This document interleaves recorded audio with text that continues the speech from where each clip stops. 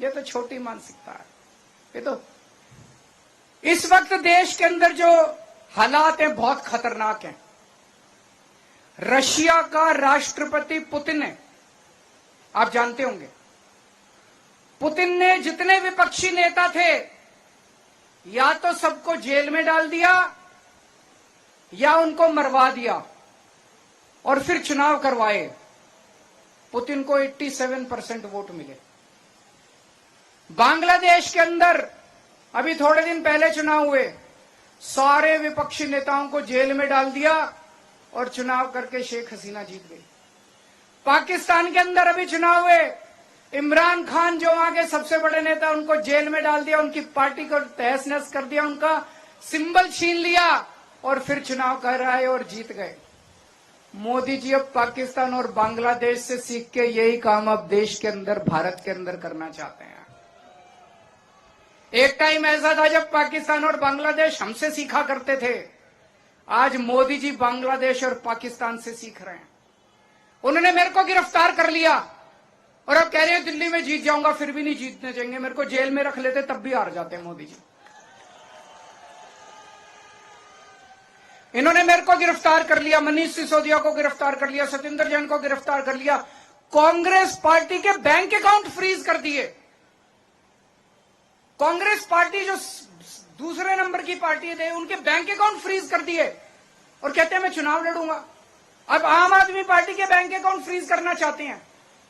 शिवसेना को चोरी कर लिया, जो अभी संजय सिंह ने कहा, शिवसेना के 2 टुकड़े कर दिए, एनसीपी के 2 टुकड़े कर दिए, ममता दीदी के कितने मंत्रियों को गिरफ्तार कर लिया, स्टालिन के कितने मंत्रियों को गिरफ्तार। ऐसे चुनाव लड़ोगे और जीतोगे? ये तो कायर आदमी करता है, कायर है मोदी जी।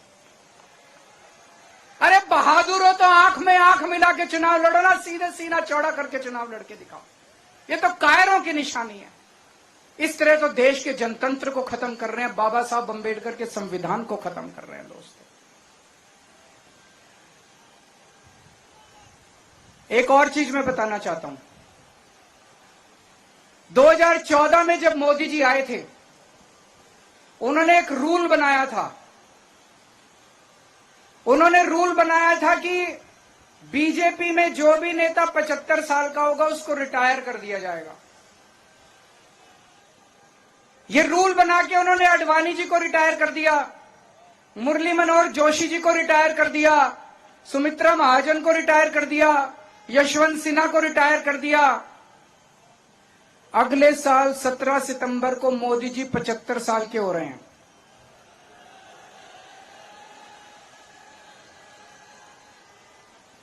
तो जाहिर तौर पे मोदी जी भी रिटायर होंगे।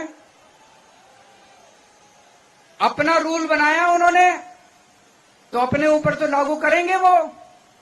जब मैंने बोला थोड़े दिन पहले, पता नहीं आपने देखा कि नहीं देखा, मैंने थोड़े दिन पहले बोला कि अगली साल मोदी जी रिटायर होंगे और अमित शाह को प्रधानमंत्री बनाएंगे, तो सारे बीजेपी के नेता चढ़ गए, नहीं नहीं मोदी जी रिटायर नहीं होंगे, नहीं नहीं मोदी जी रिटायर नहीं होंगे। मोदी जी ने नहीं बोला कि मैं रिटायर नहीं होऊंगा, मोदी जी रिटायर होंगे और अमित शाह को बनाएंगे प्रधानमंत्री। तो इस साल जो वो वोट मांग रहे हैं मोदी जी, वो अपने लिए वोट नहीं मांग रहे, वो अमित शाह को प्रधानमंत्री बनाने के लिए वोट मांग रहे हैं। तो आपके घर के आसपास जितने बीजेपी वाले रहते हैं, जितने बीजेपी के समर्थक रहते हैं, सबको बोल देना सोच के जाना जब वोट डालने जाओ। मोदी के लिए वोट नहीं पड़ रहा, अमित शाह का। आंख बंद करके जितने बीजेपी वाले हैं, जब बटन दबाओ आंख बंद कर लेना, अमित शाह की तस्वीर लेके आना कि अमित शाह को बनाना है क्या प्रधानमंत्री।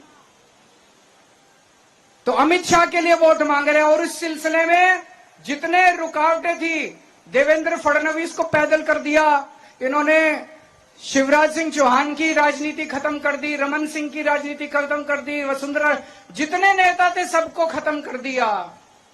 एक ही नेता बचा है, योगी आदित्यनाथ। 2 महीने के अंदर उसको हटाने जा रहे हैं। योगी आदित्यनाथ अब उत्तर प्रदेश के सीएम नहीं रहेंगे। जब मैंने ऐसा बोला, एक भी नेता योगी जी के समर्थन में नहीं आया। बीजेपी के किसी ने नहीं कहा कि नहीं हटा रहे, इसका मतलब हटा रहे हैं, इसका मतलब हटा रहे हैं। साबित हो गया कि हटा रहे हैं। कल मैंने देखा योगी जी मेरे को गालियां दे रहे थे। मैं उनको कहना चाहता हूं, मैं तो आप ही के लिए बोल रहा हूं। मेरे को गाली देने से क्या होगा? अपने वालों को सलट लो, अपनी बीजेपी को सलट लो।